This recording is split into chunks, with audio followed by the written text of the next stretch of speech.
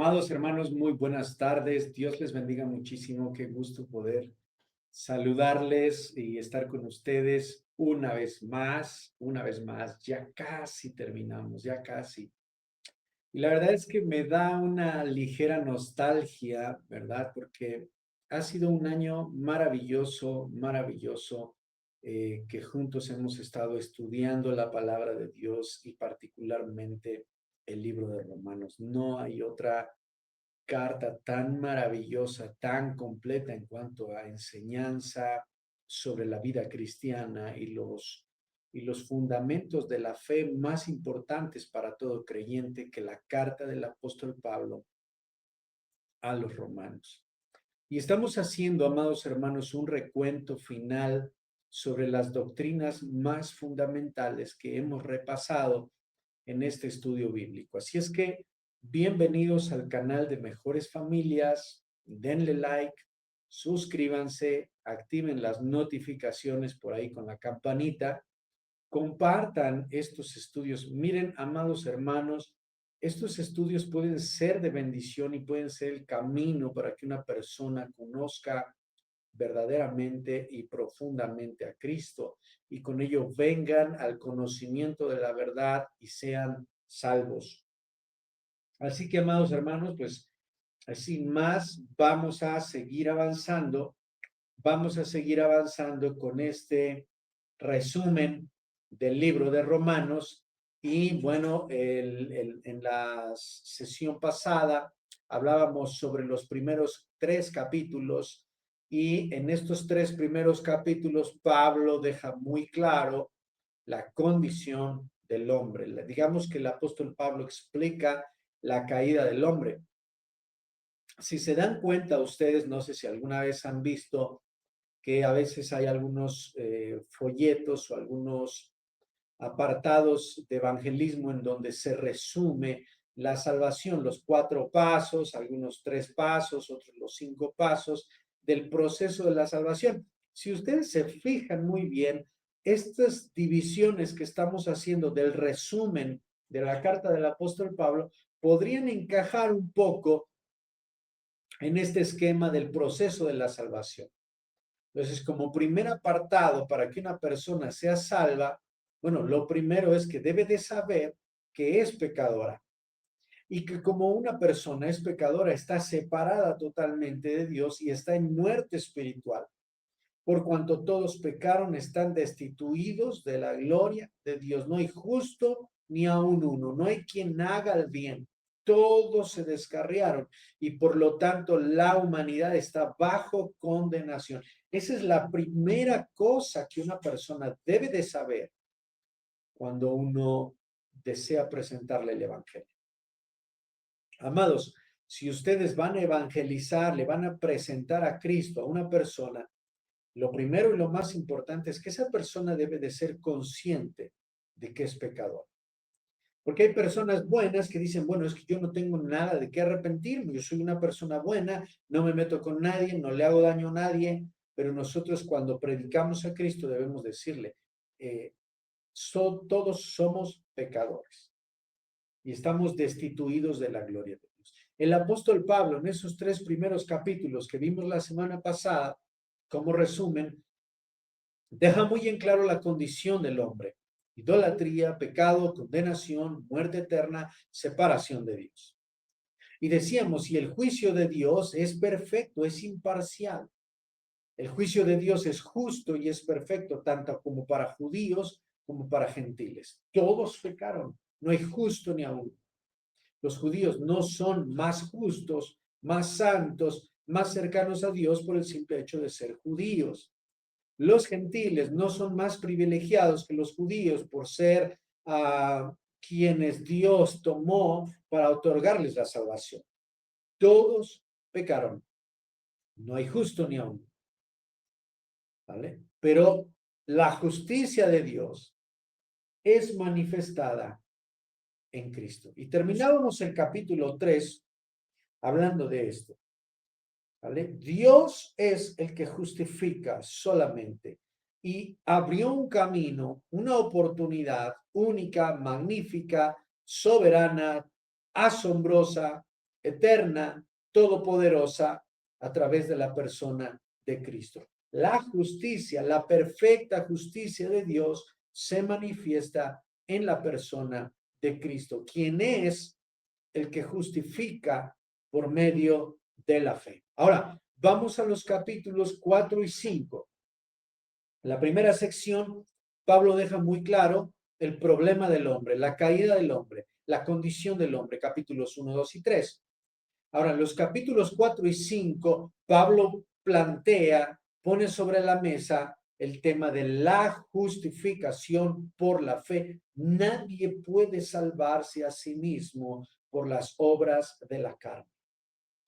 No se salvan las personas por ser buenas, no van a la presencia de Dios las personas que son buenas o que hacen buenas obras. He escuchado mucho en algunas religiones que es casi vital las buenas obras como parte de la salvación. Y se entregan a las buenas obras, se entregan a la caridad, se entregan a la misericordia, se entregan a las dádivas, ¿verdad? Se entregan a una vida altruista al servicio de la humanidad, lo cual no es malo, es maravilloso, pero que tengamos en cuenta que eso no salva a las personas.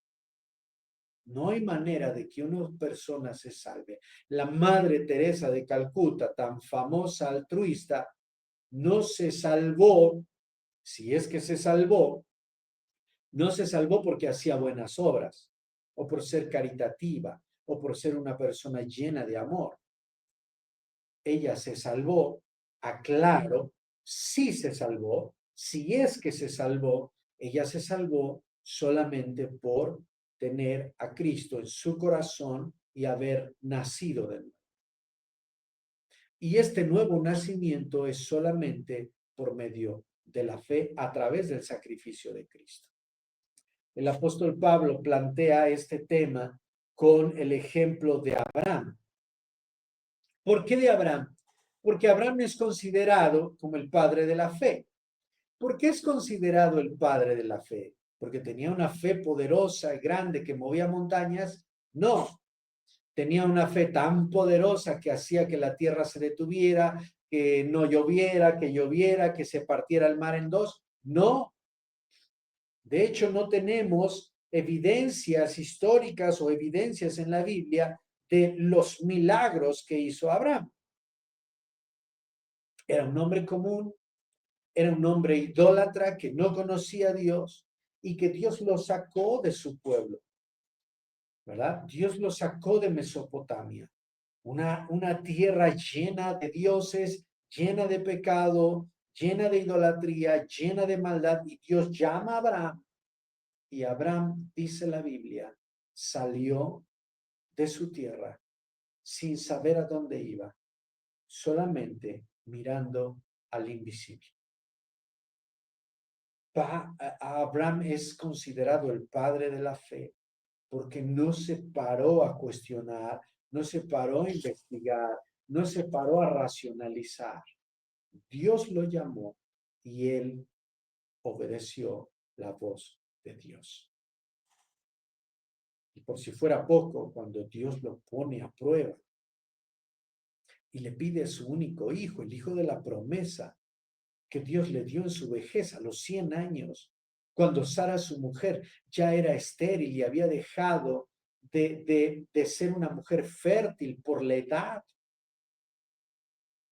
Dios le dice, vas a ser padre de naciones.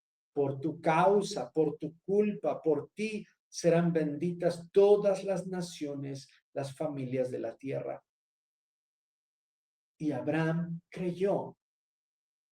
Llegado el tiempo, Abraham tuvo un hijo primogénito al cual amó mucho, y llegado un tiempo de prueba, Dios le dice, necesito que me des tu hijo, pero no solo que me lo des, sino que me lo des en sacrificio, que me lo pongas en un altar, que lo pongas en el altar del sacrificio y lo degolles para mí. Abraham es considerado el padre de la fe porque cuando Abraham vive todas estas cosas, no hay ley. No hay 10 mandamientos, no hay ley. Solamente hay una voz de Dios audible, tangible, que llama a Abraham de su tierra y lo hace padre de naciones por promesa. Qué maravilloso, qué asombroso. Y esa promesa y ese pacto, en ti serán benditas todas las naciones, todas las familias de la tierra. Estaba hablando de la promesa del Mesías que vendría, que 2000 años después vendría a esta tierra para culminar, para finalizar el proceso de la salvación, consumar la obra perfecta, salvífica para la humanidad. Así que, amados hermanos, el apóstol Pablo toma este ejemplo muy poderoso, muy contundente para hablar acerca de la justificación por la fe. Y vemos nosotros en el capítulo 4 a un Abraham puesto como ejemplo de la fe. Dice, ¿qué pues diremos? Versículo 1 del capítulo 4 de Romanos. Dice, ¿qué pues diremos? Que halló Abraham nuestro padre según la carne. ¿Qué es lo que halló Abraham nuestro padre según la carne? ¿Qué es lo que halló? Porque si Abraham fue justificado por las obras, tiene de qué gloriarse, pero no para con Dios. Porque dice la Escritura. ¿Por qué dice la Escritura? Creyó Abraham a Dios y le fue contado por justicia. Es una pregunta. Pablo le dice a la iglesia, ¿por qué? ¿Qué es lo que dice la Escritura? Porque, ¿qué dice la Escritura? Creyó Abraham a Dios y le fue contado por justicia. Eso está en Génesis 15:6. Vamos a ver si es cierto. Génesis 15:6. Amados hermanos que están ahí conectados, Dios les bendiga, bienvenidos. Dios les bendiga, gracias por conectarse. Gracias por conectarse. Comenten por ahí, déjenme saber quiénes están conectados. Amados hermanos, es bien bonito saber que la iglesia está conectada, que los hermanos en Cristo están conectados. Entonces, por ahí comenten, saluden, pongan los versículos, ¿verdad? Yo no los tengo en la presentación, pero vamos a ver qué dice Génesis 15:6. Y voy a leer desde el 5. Dice, y lo llevó fuera y le dijo, mira ahora los cielos y cuenta las estrellas, si las puedes contar. Y le dijo, así será tu descendencia. Y creyó Abraham a Jehová y le fue contado por justicia. Amados hermanos, Pablo plantea una verdad poderosa que sostiene el cristianismo, que sostiene a la iglesia, y es la justificación por la fe, no por las obras. Creyó Abraham a Dios. ¿Qué tuvo que hacer Abraham? Solamente creerle a Dios. Y le fue contado por justicia. Me encanta, quiero que veamos por favor el libro de Hebreos, porque me encanta, es muy profunda la expresión que hace el autor del libro de Hebreos, que no es precisamente el apóstol Pablo, o por lo menos no ha sido confirmado, ¿verdad? Cada quien tiene sus comentarios. Personalmente, a veces sí creo que fue el apóstol Pablo, pero bueno, para ser correctos, el autor es desconocido. Vamos a ver. Por la fe. ¿Sí? Por la fe.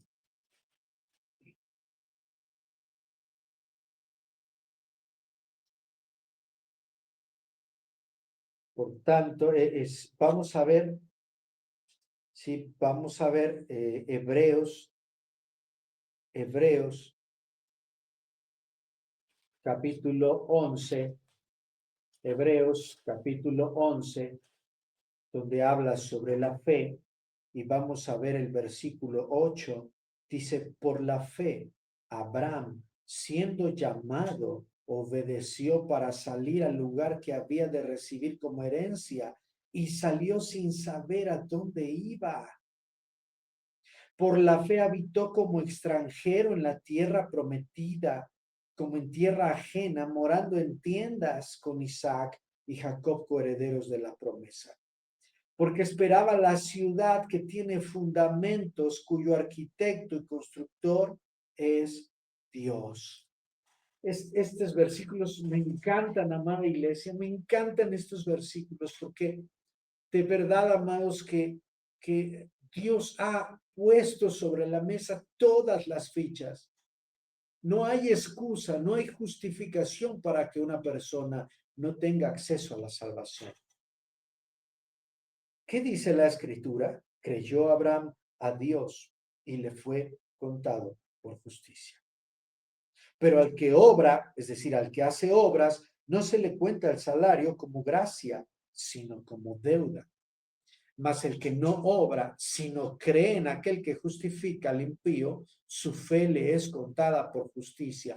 El ejemplo que el apóstol Pablo da sobre Abraham es un ejemplo poderosísimo. ¿Por qué? Porque en el tiempo de Abraham no hay ley, no hay mandamientos, no hay estatutos, no hay sacrificios establecidos como ritual.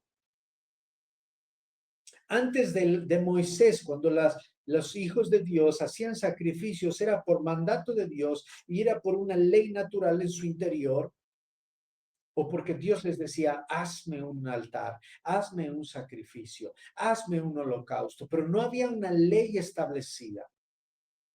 Abraham no es judío, Abraham no es hebreo, Abraham no es el pueblo de Israel. Abraham es un nombre de Mesopotamia, de la tierra de los sumerios. Abraham es un nombre de las culturas más pecadoras, más idólatras, más paganas, podríamos decirlo. Y Dios lo llama a salir. ¿Y qué hizo Abraham? Creyó a Dios. En ese momento, Abraham le fue tomado por justicia como un ejemplo de que la salvación no es por la ley, la salvación no es por las obras, sino la salvación es por medio de la fe. Verso 6, como también David habla de la bienaventuranza del hombre a quien Dios atribuye justicia sin obras, diciendo, bienaventurados aquellos cuyas iniquidades son perdonadas, cuyos pecados son cubiertos. Bienaventurado el varón a quien el Señor no inculpa pecado, no imputa pecado. ¿Es pues esta bienaventuranza solamente para los de la circuncisión o también para los de la incircuncisión? Porque decimos que a Abraham le fue contada por la fe por justicia. ¿Cómo pues la fe le fue contada? ¿Estando en la circuncisión o en la incircuncisión? No en la circuncisión, sino en la incircuncisión. Y recibió la circuncisión como señal, como sello de la justicia de la fe que tuvo estando aún incircunciso, para que fuese padre de todos los creyentes, no circuncidados, a fin de que también a ellos la fe les sea contada por justicia. ¿Qué está diciendo Pablo aquí? Amados hermanos, para el tiempo de la ley, Dios establece que todos los hombres que quieren ser parte del pueblo de Dios deben circuncidarse. Pastor, ¿pero qué hay de las mujeres? Bueno, ese es otro tema. Pero fíjense qué maravilloso es la figura del hombre como una representación de Cristo. En el pueblo de Israel los hombres redimían a las mujeres. Y a la mujer, al estar sujeta, casada, unida a su hombre, era redimida por su hombre. Por lo tanto, el único que tenía que circuncidarse era el varón. Y al circuncidarse el varón redimía a su mujer. Qué maravillosa, qué maravillosa figura de la circuncisión. Pero miren, para el tiempo de Abraham no existe la circuncisión como la ley, como ley y como una ordenanza para ser parte del pueblo. Así es que Abraham fue contado por justicia, fue justificado por su fe, porque le creyó a Dios sin ser circuncidado. Es decir, amados hermanos, esto es una bomba para todos aquellos que tienen un cierto apego, ¿verdad? Una cierta afección exagerada con el pueblo de Israel. Abraham no es hebreo. Abraham no es israelita. Abraham no es judío. Abraham ni siquiera era del pueblo de Dios. Abraham ni siquiera estaba circuncidado. Abraham le creyó a Dios cuando Dios lo llamó y mucho tiempo después Dios le dice, circuncídate.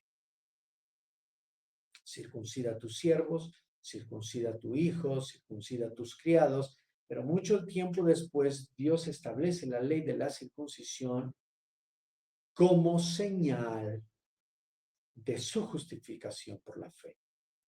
Es decir, primeramente Abraham fue justificado por la fe, porque le creyó a Dios. Y después, como señal, Dios le dice que sea circuncido.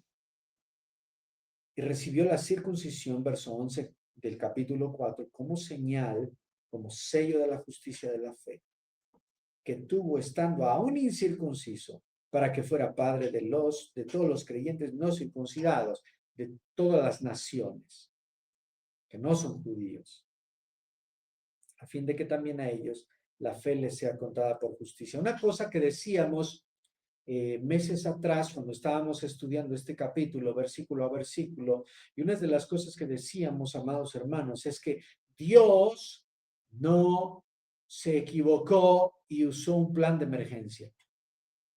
Por eso esta teoría del reemplazo, esta doctrina del reemplazo no es bíblica. La teoría del reemplazo, amados hermanos, no es bíblica. A Dios no le falló el plan de la ley, no le falló el plan del pueblo de Israel y dijo, me falló el plan, entonces voy a llamar a los gentiles. No, desde la eternidad y desde el principio, Dios tenía planeado salvar a toda la humanidad, ¿sí? A través de la persona y la obra de Cristo. Por eso que aquí dice, verso 11, y recibió Abraham la circuncisión como señal, como sello de la justicia de la fe que tuvo estando aún incircunciso para que fuera padre de todos los creyentes no circuncidados. Cuando hablamos de la circuncisión y de la incircuncisión, estamos hablando del pueblo judío, de la ley y del pueblo gentil, todos nosotros que no somos judíos. Porque no por la ley fue dada a Abraham o a su descendencia la promesa de que sería heredero del mundo, sino por la justicia. No fue la ley, no había ley. Fue por su fe, por creerle a Dios, y le creyó a Dios. Porque si los que son de la ley son los herederos, resulta la fe y anulada la promesa. ¿No? Qué maravilloso. Capítulo 5, entonces capítulo 4 habla de la justificación por la fe y pone el ejemplo, ¿verdad? Pone el ejemplo de Abraham. En el capítulo 5 nosotros hablamos de los resultados de esta justificación. Justificados pues por la fe tenemos paz para con Dios. ¿Por qué? Por medio de nuestro Señor Jesucristo. En el capítulo 5, el apóstol Pablo aborda los resultados o los beneficios. ¿Y cuáles son estos beneficios de la fe? Paz, gracia, esperanza, reconciliación, por supuesto, con Dios. Por supuesto, con Dios. Y luego ahora pone el ejemplo de Adán, Cristo. El viejo Adán representa la muerte, la humanidad, la naturaleza humana de pecado, con esta tendencia natural a hacer lo malo. Y Cristo, el segundo Adán, representa la vida, la justificación, ¿no? Como lo dicen los versículos 12. Por tanto, como el pecado entró en el mundo por un hombre, y asimismo la muerte, así la muerte pasó a todos los hombres, porque todos pecaron. Pero así como por un hombre, ajá, así como por un hombre todo el mundo se condena, así también por un hombre todo el mundo se salva. Verso 17. Pues si por la transgresión de uno solo, Adán, reinó la muerte, mucho más reinarán en vida por uno solo, Jesucristo, los que reciben la abundancia de la gracia y el don de la justicia. ¿Qué es lo que hace el capítulo 5? Nos habla de los beneficios de ser justificados. ¿Cuáles son esos beneficios? Cuando una persona es justificada y viene a ser nueva criatura, puede vivir en paz, en gracia, en esperanza, en reconciliación con Dios, en crecimiento, en madurez, como un discípulo de Cristo. Y Pablo pone este ejemplo, ¿no? Pone este ejemplo. Adán y Cristo. Adán y Cristo. Pero el don no fue como la transgresión, porque si por la transgresión de aquel uno murieron los muchos, abundaron mucho más para los muchos la gracia y el don de Dios por la gracia de un hombre, Jesucristo. Bueno, amados hermanos, si se dan cuenta, nosotros vamos vamos recorriendo el libro de Romanos y esta manera de seccionar el libro nos deja claro el plan de salvación. El hombre es pecador. El hombre está separado de Dios. Hay un solo camino y es por medio de la fe, no por las obras. No por las obras. Hay un camino, la justificación. ¿Qué tenemos que hacer? Creer en Cristo, creer en la obra de Cristo en la cruz del Calvario para ser justificados por la fe, y eso nos trae unos beneficios: paz, gracia, amor, esperanza, reconciliación con Dios, perdón de pecados, nueva creación. Ahora vamos a los capítulos 6 al 8, vamos a ver si nos da tiempo. Vamos a los capítulos 6 al 8 para avanzar, ¿sí? Los capítulos 6 al 8. El capítulo 6 hablábamos toda esta nueva sección del 6 al 8 va a plantear ahora Pablo la nueva vida en Cristo. Fíjense bien, amados hermanos, de verdad pónganle mucha atención, estamos haciendo un gran esfuerzo por hacerlo lo más didáctico posible, lo más entendible, lo más práctico, lo más respetuoso y académico posible para que ustedes puedan entender la palabra de Dios. Entonces, esta nueva sección se va a enfocar en la nueva vida en Cristo, la nueva vida en Cristo.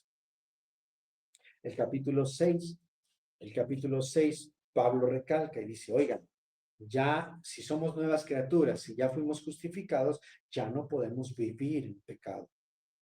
Estamos muertos al pecado. Ahora estamos muertos al pecado. Eso es muy interesante. Amados hermanos, los creyentes, los cristianos no pueden seguir viviendo la vida pasada. ¿Perseveraremos en pecado para que la gracia abunde?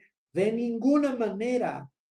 Porque los que hemos muerto al pecado, ¿cómo viviremos aún en él?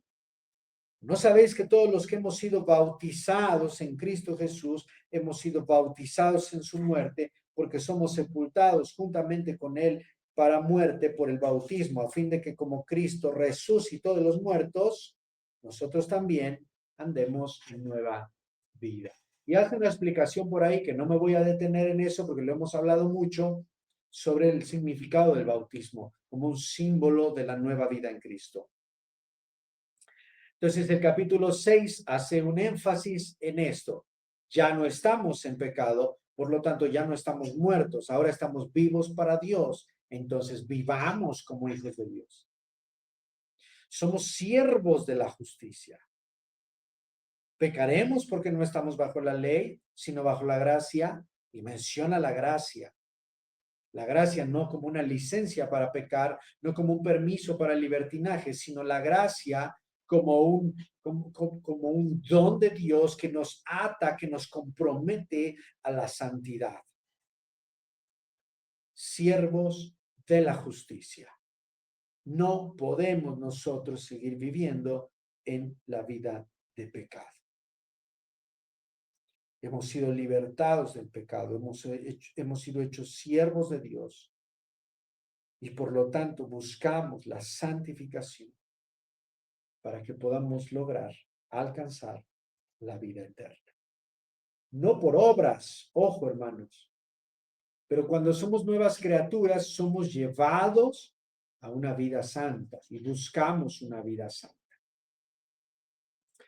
Luego el capítulo 7, amados hermanos, vamos al capítulo 7, ¿sí?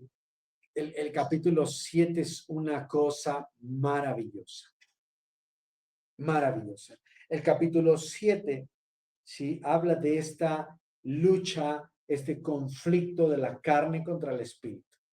El capítulo 7 es maravilloso porque nos refleja la humanidad, la condición, la naturaleza que seguimos presentando. Y ojo, hermanos, esto no quiere decir que Dios va redimiendo a las personas por partes. Cuando Dios entra en un corazón, entra en una vida, hace nueva criatura a toda la vida, toda la persona. No, es que esta parte de tu vida no ha sido transformada, no ha sido justificada por la fe. Es que esta parte de tu vida no ha nacido de nuevo. No, no, no, no, no, no. Cuando Dios hace algo nuevo, lo hace perfecto, lo hace todo nuevo. Cuando en aquella figura del alfarero que rompe la vasija, no rompe, no la hace de nuevo y un pedazo lo agarra y lo mete ahí, lo incrusta. La Biblia dice que todo lo hizo nuevo. Pero hay un conflicto, amados hermanos. Hay un conflicto. La carne contra el espíritu. La carne contra el espíritu. Y hace por ahí una analogía un poco con el matrimonio, ¿no? Hace una analogía. Ignoráis, hermanos, pues hablo con los que conocen la ley, que la ley se enseñorea del hombre entre tanto que éste vive, porque la mujer casada está sujeta por la ley al marido mientras éste vive, pero si el marido muere, ella queda libre de la ley del marido. Así que si en vida del marido se uniere a otro hombre, será llamada adúltera, pero si su marido muriere, ella es libre de esta ley. Así también nosotros, amados hermanos, habéis muerto a la ley mediante el cuerpo de Cristo, es decir, ya no estamos atados a la ley. No estamos atados a la ley. La ley, amados hermanos, y lo vimos también en el estudio bíblico, la ley viene a revelar la incapacidad del hombre.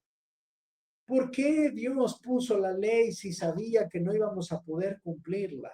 Precisamente ese era el plan. Ese era el plan de Dios. Mostrar que la ley, o que por las obras de la ley, nadie puede salvarse. Lo que quiere Dios es exhibir la incapacidad del hombre. Y la ley es el perfecto elemento. Así que Pablo en el capítulo 7 plantea esta lucha, el pecado que mora en. La ley no es pecado, pero la ley revela el pecado. Déjame decirlo otra vez. La ley no es pecado, pero la ley exhibe y revela el pecado. La ley fue puesta por Dios para exhibir, revelar el pecado, revelar la incapacidad del hombre. Mas el pecado, tomando ocasión por el mandamiento, produjo en mí toda codicia, porque sin la ley el pecado está muerto. Y yo sin la ley vivía en un tiempo, pero venido el mandamiento, el pecado revivió y yo morí. Y hace por ahí un juego de palabras muy, muy filosófico, pero que nos lleva a esta verdad. Miserable hombre de mí, ¿quién me librará de este cuerpo de muerte? Hay una ley en mis miembros que me lleva cautivo al pecado. sea, no se trata de que Dios no ha redimido un área de tu vida. Se trata de que hay una lucha interna en nuestra naturaleza humana, en nuestra tendencia humana a hacer lo malo. Y el Espíritu Santo de Dios que mora en nosotros, que nos detiene, que nos sujeta, que nos alerta. Hay otra ley en mis miembros que se revela contra la ley de mi mente, contra la ley de Dios y me lleva cautivo a la ley del pecado que está en mis miembros. Miserable hombre de mí, ¿quién me librará de este cuerpo de muerte? Gracias doy a Dios por Jesucristo. Amados hermanos, fue Cristo quien vino a liberarnos del pecado. Vamos al capítulo 8. Dejando claro esto, el apóstol Pablo nos habla de la vida en el Espíritu. En el capítulo 5, nosotros hablamos sobre los beneficios de la justificación. En el capítulo 6, Pablo nos dice, hey, ya estamos muertos al pecado, ahora tenemos que vivir como siervos de la justicia, tenemos que vivir como nuevas criaturas. Pablo afirma eso en el capítulo 6. Ya somos de Dios, vivimos para Dios y somos siervos de la justicia. Pero aquí en el capítulo 8, Pablo dice, bueno, la manera en la que nosotros podemos vivir como hijos de luz, vivir como hijos de Dios, es solamente mediante la obra del Espíritu Santo que trabaja en nosotros. No sé si me explico, amados hermanos. Dios nos llama a vivir una vida santa, una vida en Cristo, porque ya no somos siervos del pecado ni de la maldad, ahora somos siervos de la justicia, somos siervos de Dios. Ya no podemos vivir la vida pasada de pecado, pero ¿cómo le hacemos? Pablo dice en el capítulo 8, hey, volteemos la mirada a la vida del Espíritu.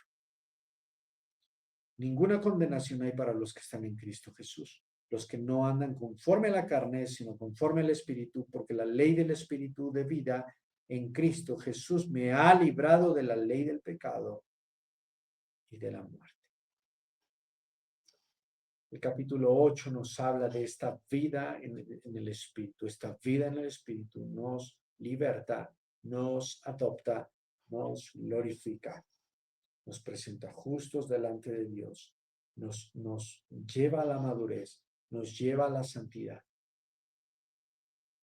Amados hermanos, esto es maravilloso. De verdad que esto es maravilloso, amados hermanos. Esto es maravilloso y tenemos que tener en cuenta eso. Hermanos, Dios les bendiga muchísimo. Estamos llegando al capítulo 8. Estamos llevando al capítulo 8. Estamos a la mitad de este resumen. Eso es una maravilla. Si usted puede volver a leer el libro de Romanos, por favor, amados hermanos, háganlo. Nunca vamos a terminar de estudiar el libro de Romanos. Así que, hermanos, por hoy estamos llegando al final de este estudio bíblico. A ver quiénes están por ahí. Dios les bendiga a todos, familia, Dios les guarde. Qué bueno que están conectados. Buenos días, buenas noches, buenas tardes a todos los lugares a donde están. Que el Señor les llene de gracia. Amados hermanos, siempre que tengan la oportunidad de venir a Mejores Familias, por favor, visítennos en Mejores Familias. Sé que será de muchísima bendición. Dios les bendiga y nos vemos en el siguiente episodio.